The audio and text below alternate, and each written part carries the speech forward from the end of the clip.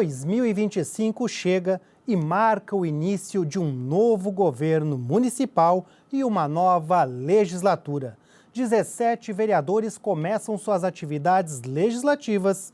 Alguns em primeiro mandato representam a renovação na política local. Outros trazem consigo a experiência de já ter atuado na Câmara de Vereadores.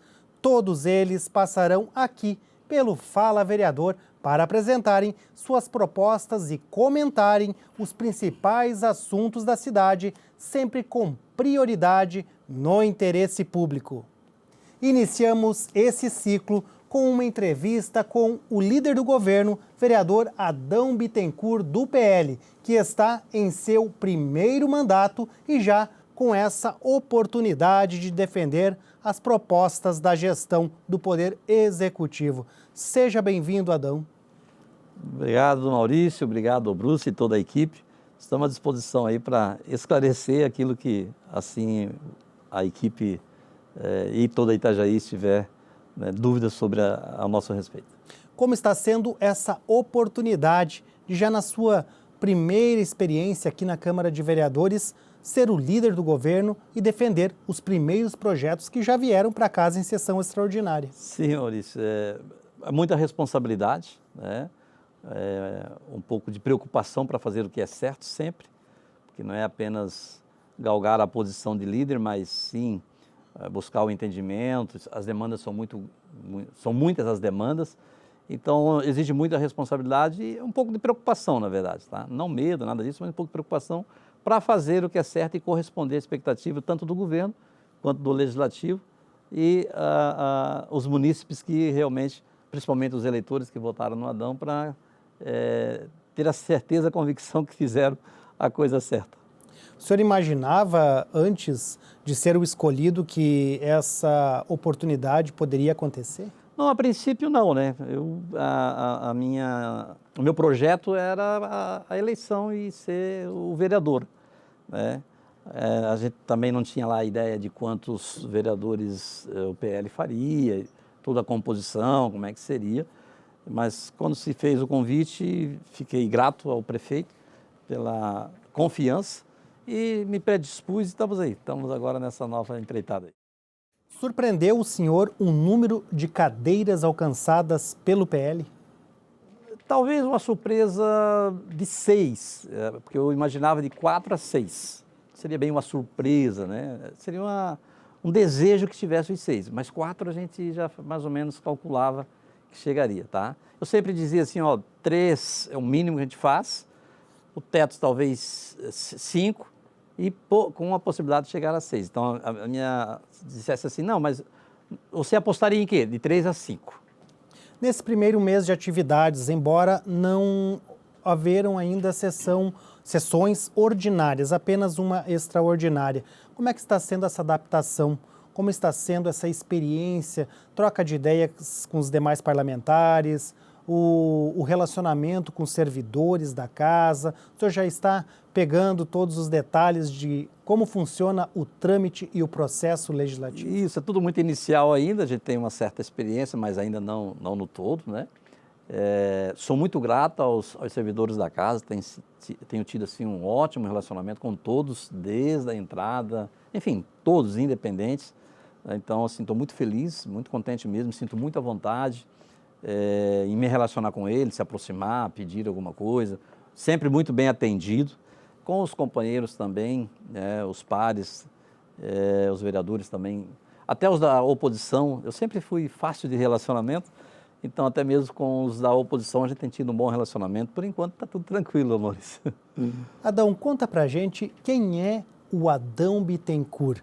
54 anos, casado, família constituída em Itajaí, mas também tem uma longa trajetória de atuação na religião, na política e também na iniciativa privada como eletricista industrial. Sim. Conta um pouquinho para nós, Adão, os detalhes. Então, Maurício, são muitos os detalhes, 54 anos de história, e até me emociona um pouquinho, porque a gente veio de uma família bastante pobre, né? Meus pais muito simples, sempre lutou muito para Uma família de 8 irmãos, eu gostava desde muito pequeno, gostava de estudar e tal.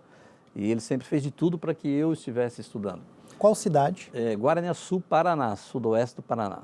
Então, até os 13 lá.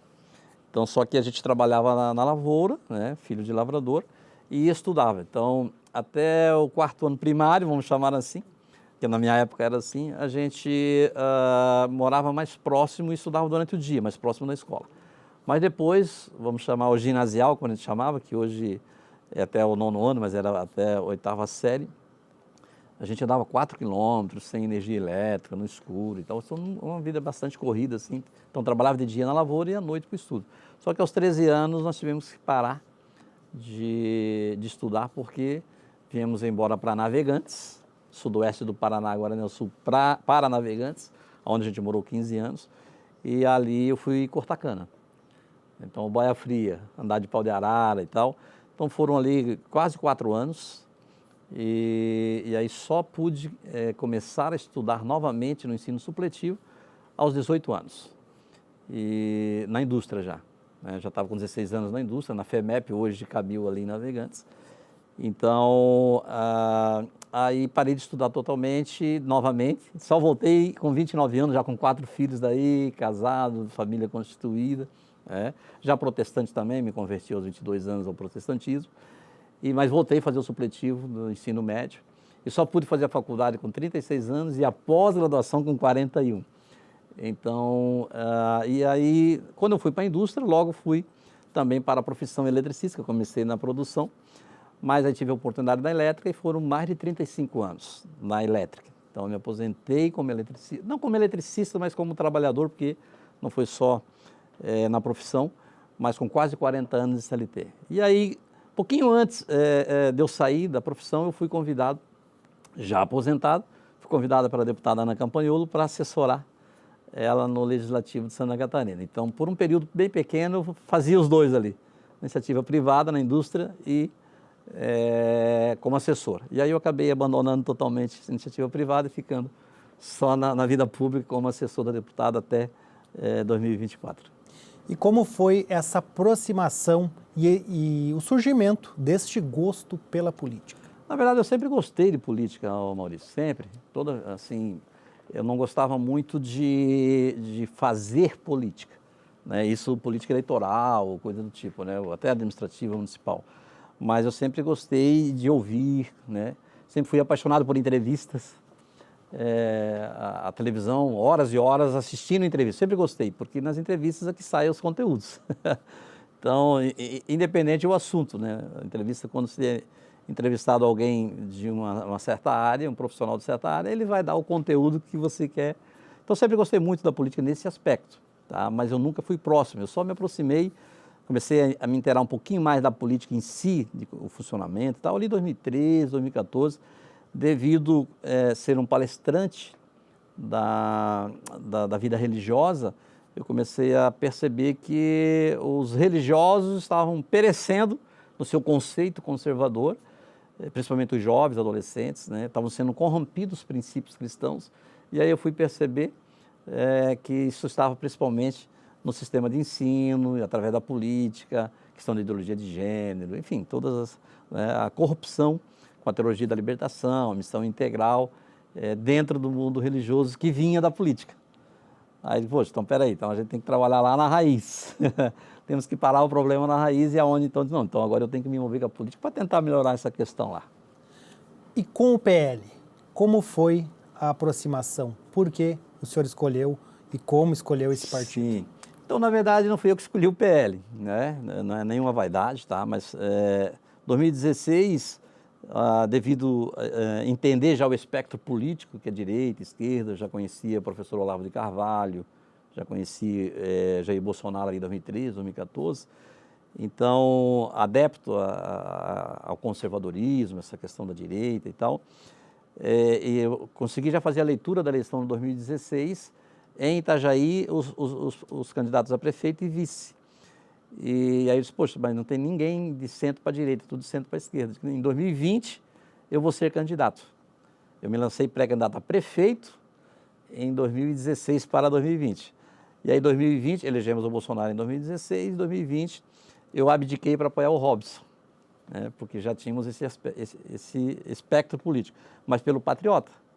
Então, eu fiquei no Patriota até quando o grupo conservador foi para o PL. E a deputada Ana Campanholo, minha madrinha política, ela se elegeu, né, nós conseguimos em 22 fazer uma eleição histórica para ela, né, em Santa Catarina, só em Itajaí, quase 15 mil votos, a gente coordenou a campanha dela aqui em Itajaí. E já era assessor dela já, tá? E aí, mas continuei no Patriota. Foi o PL que me convidou então para vir para o PL e para ser candidato a vereador. E aí, devido ao grupo conservador estar solidificado no PL, então eu vim para o PL, aceitei o convite. E nessa última eleição de 2024, o senhor foi o vereador mais votado do partido.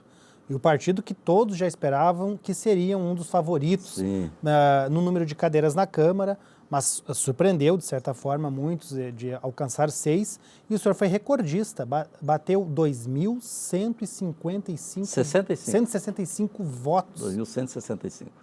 Por 10 votos a mais do que o de 2.155, que foi o Vitor Nascimento. Esse resultado foi surpresa para o senhor? Não sei se seria surpresa, não sei se essa palavra era certa. Por quê? Como cristão, né, líder religioso, a gente sempre ora. E era um pedido que eu fazia a Deus. Eu fazia o pedido para ser o mais bem votado do PL. Eu tinha 3 pedidos ali, um deles era ser o mais bem votado do PL.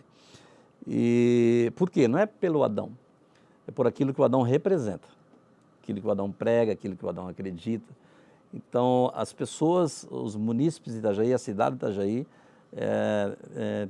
olhariam para o Adão e, o que o Adão entende de política, o Adão, qual é a visão de mundo que o Adão tem.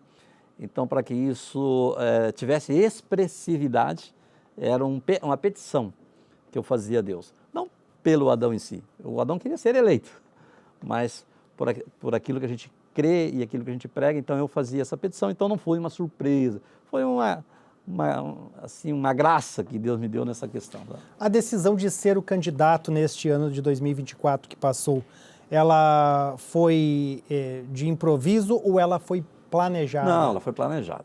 Tá? 2016, como eu falei para ti, eu era pré-candidato, eu fiz um trabalho de pré-candidato a prefeito até 2020, como eu abdiquei da candidatura para apoiar o Robson, lá já em 2020. Muitos queriam que eu viesse a candidato a vereador, mas eu era presidente do Patriota. Então, eu montei uma nominata de vereadores e eu disse, não vou fazer isso. Porque eu disse para os meus pares que eu seria candidato a prefeito. Eles acreditaram no projeto e agora eu não vou ser candidato em cima da candidatura deles. Então, no momento certo, eu venho candidato. Então, não vim em 2020, mas a partir de 20, então, não, agora eu vou trabalhar, porque aí já apareceu no cenário, nesse espectro de centro para a direita, tá? Não no mesmo, no meu entendimento, não no mesmo entendimento que eu tenho de política conservadora, o Robson e o Rubens, mas eles já estão mais nessa de centro para a direita. Então, agora eu vou me preparar para ser vereador, porque politicamente falando, eleitoralmente falando, eles estão na minha frente. Então, é o entendimento que eu tive. Não é vaidade, eu nunca tive um projeto eleitoral, sempre tive um projeto político. Então, como eles estão na minha frente, então eu venho para vereador. Ser candidato na majoritária é uma consequência. Se lá na frente precisar, eu estou aqui. Mas senão eu vou ser vereador. E não precisou, e eu fui candidato a vereador. Na sua percepção, conversando com políticos catarinenses de todos os partidos e também com a comunidade, o que o senhor percebe hoje como ser de direita em Santa Catarina, né? Um exemplo é conservador nos costumes, liberal em economia, pela liberdade de poder tomar as iniciativas próprias do cidadão. O que é isso em Santa Catarina, que já é um estado, né, que tem a maioria de direita? Sim. Então, perfeito. A narrativa da esquerda, as falas, né, que a esquerda usa, os jargões, enfim, eles sempre procuram ridicularizar o oponente. Até o termo extrema-direita, né, sempre para querer radicalizar os que são radicais, né? E, na verdade, extrema-direita, no espectro restrito da palavra, porque quanto mais para o centro, você está mais perto da esquerda, certo? Então, quanto mais à direita, mais longe você está da esquerda. O que a esquerda prega? A esquerda prega o Estado grande, Então, quanto mais longe da esquerda, menor é o Estado. Então, diríamos assim, o anarcocapitalista seria o extrema-direita, aquele que não quer Estado. Então, tudo quanto há um radicalismo, seja quem for, que quer dominar pelo radical, pela força, ele está mais próximo da esquerda.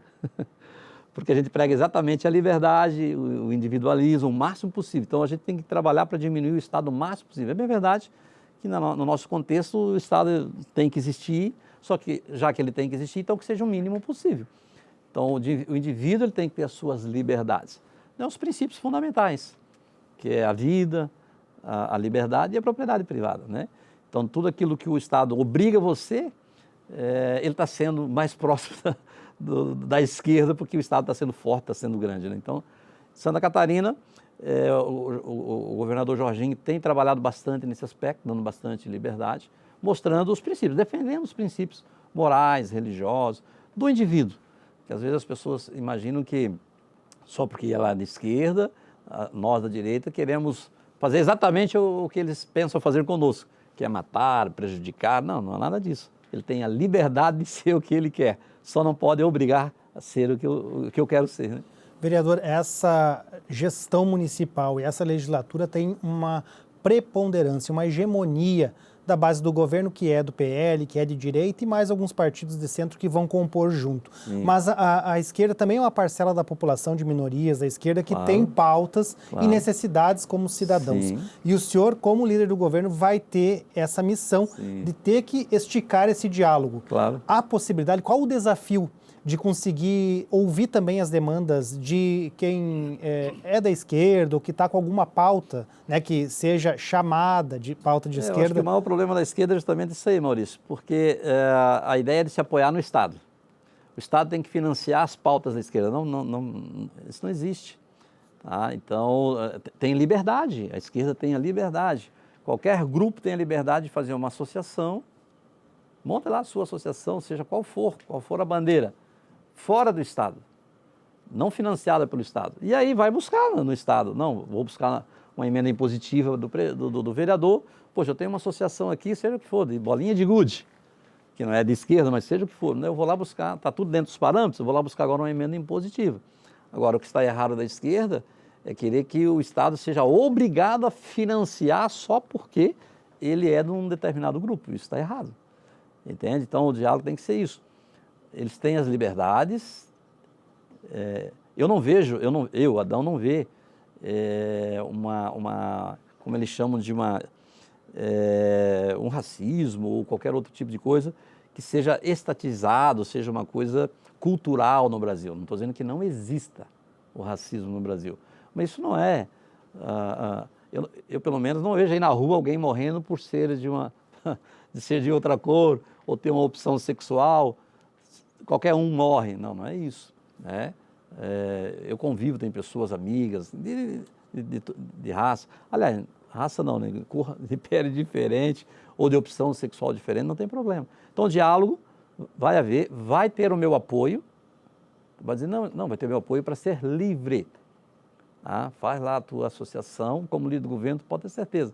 Os vereadores da casa vão ter o apoio do Adão para que façam livre, sem o financiamento do Estado, sem a necessidade de financiar o Estado financiar, como uma marcha, por exemplo, seja a Marcha para Jesus ou qualquer outra marcha.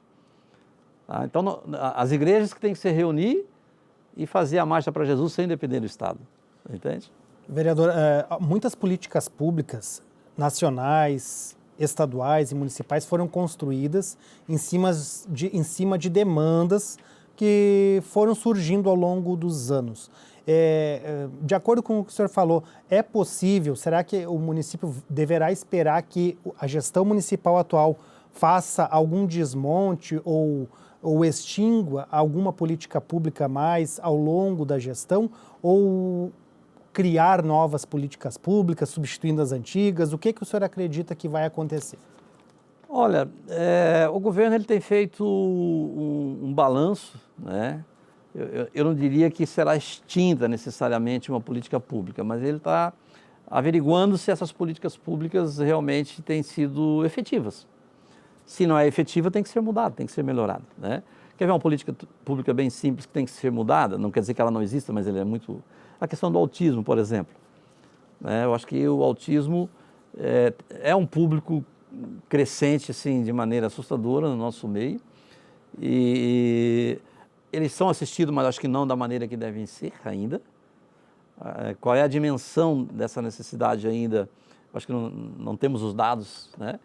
Tem que ser melhorada essa política pública. Então, vai mudar para melhor.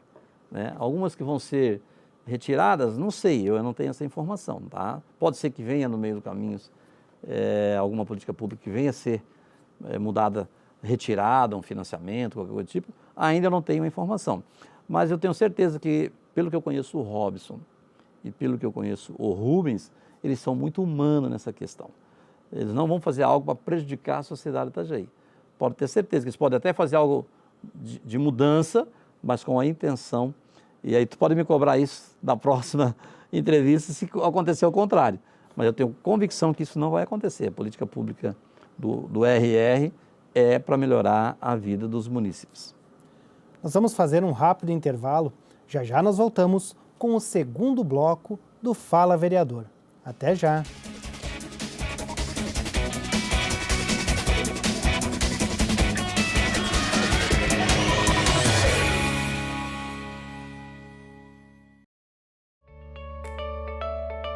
Fique por dentro do que acontece na Câmara de Vereadores de Itajaí. Inscreva-se no canal do YouTube. Curta a página no Facebook. Siga o perfil no Instagram. E também no X. Acompanhe todo o conteúdo do Poder Legislativo nas redes sociais. @Câmara Itajaí.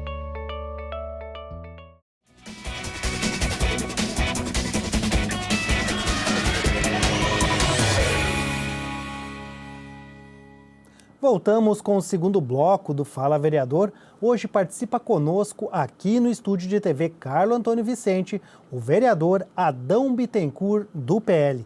Bom, vereador, fala um pouquinho das suas bandeiras. Em quais áreas o senhor pretende apresentar a maioria dos seus projetos, requerimentos e indicações? Então, as minhas bandeiras conservadoras, né? Deus, a religião, a liberdade, a vida em primeiro lugar, nos direitos fundamentais do ser humano, né, os direitos naturais, vida, liberdade e propriedade privada. Então, na questão da segurança pública, do bem-estar social das pessoas, são as principais bandeiras que eu estarei pautando os meus projetos, o bem-estar do indivíduo. Vereador, o senhor teve experiência de atuação em comunidades terapêuticas, né? Qual foi a comunidade que o senhor atuou? Eu trabalhei na comunidade Nova Vida, ali na Caianduba, fica atrás do Cadeião, subiu o morrinho da escola, do postinho da UBS ali da Caianduba, descendo para o outro lado, à direita tem ali uma comunidade terapêutica, Nova Vida, então trabalhamos ali um período cuidando ali dos internos. Vereador, a nova gestão municipal iniciou a Operação Recomeço. Houveram mudanças ali em algumas abordagens às pessoas em situação de rua. Alguns são encaminhados aos seus municípios, outros com ficha criminal aberta são encaminhados à Delegacia de Polícia Civil. Sim. E também tem aqueles que optam pelo tratamento, tem a possibilidade de ir para uma comunidade terapêutica e realizar o tratamento. De dezembro a janeiro houve um aumento de 96% no número desses encaminhamentos aqui no município. De 29, passou para 50, para mais de 50 encaminhamentos agora. Sim. Nós estamos no dia 30, né? A gente já tem esse número. Mas pergunto para o senhor que tem essa experiência e essa atuação na comunidade. São efetivas? Esses tratamentos trazem resultado? Abrindo um parênteses, hoje 30, dia do nascimento do meu quarto neto, o Arthur, né? Parabéns. Nasceu hoje, obrigado, Maurício. Assim, é uma proporcionalidade, ele não chega a 10%, tá, Maurício, de efetividade de recuperação, tá? Assim, o teto é 10%, então se for internado 50, vai ser 5, tá? Recuperados. Mas é evidente, se nós temos um percentual, quanto mais internação, mais recuperados, né? Então, se nós internávamos 30, era 3, tá certo? no caso 29. Ali. E alguns precisam passar várias vezes por várias comunidades despertar para uma nova cidadania. Assim, é muito triste, as pessoas não têm noção, por isso a importância da prevenção. Tá? O trabalho de prevenção, principalmente você que está ouvindo, que é pai, né, mãe, que tem os teus filhos, está criando teus filhos, crianças, adolescentes, jovens, cuide para que não entre, porque é um buraco quase que sem volta. É muito difícil tirar uns filhos das drogas. Tá? Então, muitos pais desesperados, assim, choro. Só quem está lá recebendo uma pessoa dessa, com os pais que não sabem mais o que fazer, porque os filhos roubam de tudo para manter o vício e desprezam os pais que quando não estão viciados, estão lúcidos, amam tanto. E por causa das drogas, né, chegam às vezes até bater num pai, numa mãe, enfim, às vezes até agredir de maneira que leva até a óbito às vezes, tá? É desesperador, tá, Maurício? O CAPS, uma ferramenta pública que pode ser parceira ou está muito difícil de fazer a gestão dessa política pública pela questão de estrutura profissional, principalmente? Ela é difícil, ela é deficitária, mas tudo que for, qualquer coisa que se faça, um conselho que você dá para alguém na rua, ajuda, entende? Então, o CAPS é parceiro, vai ajudar, precisa fazer muito. E isso é a importância também de nós valorizarmos as religiões, porque não existe, o CAPS ele não é uma internação, ele não tem internação, então ele é apenas um contato, né, periódico, diário ou de repente semanal com o dependente químico, para que a sociedade valorize as religiões, porque são as religiões que têm as casas e a maioria delas voluntárias. Então o poder municipal ele compra vagas. Ele compra 10, 15, 20, 30 vagas conforme a instituição. Mas o restante das vagas são as contribuições voluntárias, são as igrejas, entende? A sociedade que ajuda para recuperar essas pessoas. Então, a importância, maioria, 99% ou mais, são as religiões que têm essas casas para recuperar os filhos dos munícipes. O vereador Adão Bittencourt já tem 2 projetos de lei protocolados aqui na Câmara de Itajaí.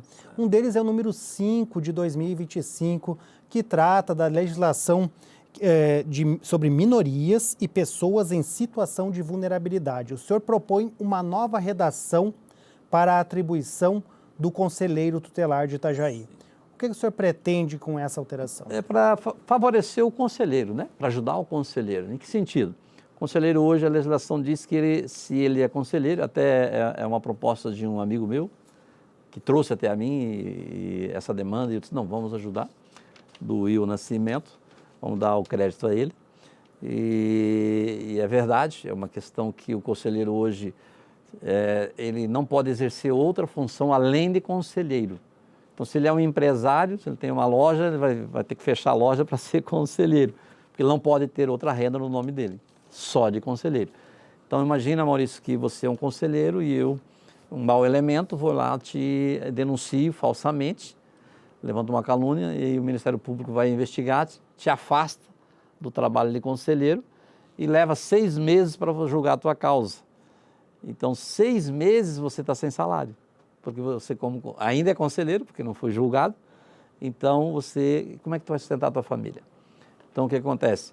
A ideia é, desde que o conselheiro exerça fora do seu expediente, então ele tem horário de expediente como conselheiro, ele trabalha lá das 8 horas às 16 horas, exemplo. Então depois ele pode exercer outra função e ter outra renda, tá certo? Então essa é a proposta, para ajudar os conselheiros. Uma das suas bandeiras que está no seu perfil aqui na Câmara de Vereadores é a bandeira da liberdade, né, vereador? O senhor tem um projeto de lei ordinária, número 5, de 2025, e esse trata a respeito do fechamento de algumas ruas, de algumas travessas sem saída, deixando apenas para que seja aberta a circulação para os moradores locais. É viável isso, vereador? Então, porque é muito simples, para que quem estiver nos assistindo entenda. Primeiro que não é obrigado a fechar a rua, tá certo? Então, a rua sem saída, 70% dos moradores, é claro que ainda vai para debate, vai para comissão, pode ter emenda sem nenhum problema, tá? 70% de aprovação dos moradores. Também, se tiver comércio, não pode, desde que o comércio aceite de repente só fechar à noite ou coisa do tipo, bem flexível. Então, se 70% aceita fechar, fecha, com cancela, com guarita ou uma corrente, qualquer coisa, para obstruir qualquer um que entre. Isso vai dar segurança para o morador e automaticamente a gente aumenta o número de efetivo na segurança pública sem contratar nenhum efetivo, porque você está diminuindo a área de ação do efetivo, tá certo? Então, vai sobrar mais efetivo da Guarda Municipal, da própria Polícia Militar para atuação em outras áreas, porque na área da rua sem saída, de repente está fechado lá com uma guarita, né?